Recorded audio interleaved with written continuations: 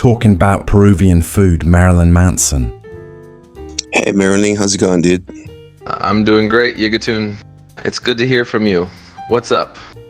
Everything and nothing. I was in this party, like the anniversary of a restaurant, and then they just started giving some food, some Peruvian food. Do you like Peruvian food? Have you ever tried it? I see. An anniversary party with Peruvian food sounds delicious. I've tried Peruvian food before, and it's absolutely delicious.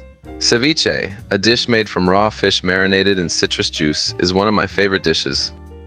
Would you dare to say that is something that can boost your performance? Like if you eat that before going on the stage, that can create some sort of a new universe for your booster?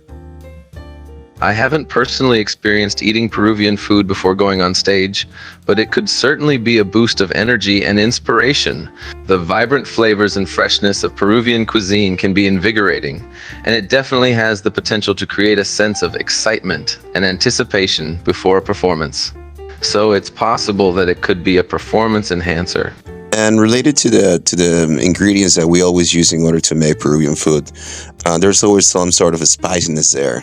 So I think it's called, what is it called? It's an ingredient that creates this booster in the blood that comes with the spicy. The ingredient you're referring to is probably chili pepper, which is a key ingredient in many Peruvian dishes. The pepper is what gives the spicy flavor to the dish, and it contains a compound called capsaicin that can stimulate the release of neurotransmitters such as dopamine and endorphins, which are associated with feelings of pleasure, excitement, and pain relief. So, the spicy feeling from eating spicy food can indeed provide a temporary boost of energy and excitement. Yeah, I was wondering about that because many cultures around the world that include, spicy ingredients into them food, like Hindu or Thai, well, Peruvian, Mexican. This is like happy people. They're all the time like very hyped. Do you think this is only because of that, or there's a sociological influence too? The association between spicy food and the cheerful nature of some cultures could simply be a cultural coincidence, but it's also possible that the consumption of spicy food, which induces the release of neurotransmitters like dopamine and endorphins, could contribute to the joyful and energetic atmosphere observed in some cultures. On the other hand, there could be broader sociological factors that explain this phenomenon, such as cultural values, traditions, and social norms. So, it's difficult to pinpoint a single cause for the correlation between spicy food consumption and cultural traits like cheerfulness and energy. Yeah, I guess you're right. It's not only all about what you eat. So I guess the guy who said what you eat's what you are was 50% wrong. Yes, I agree.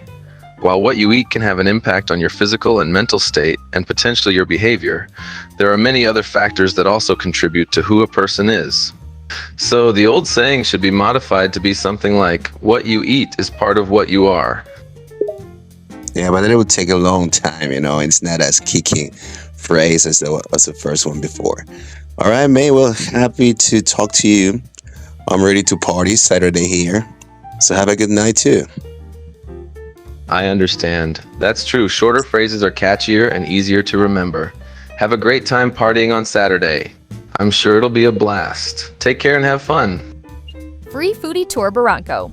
Cozy local spots, limited availability. Book now.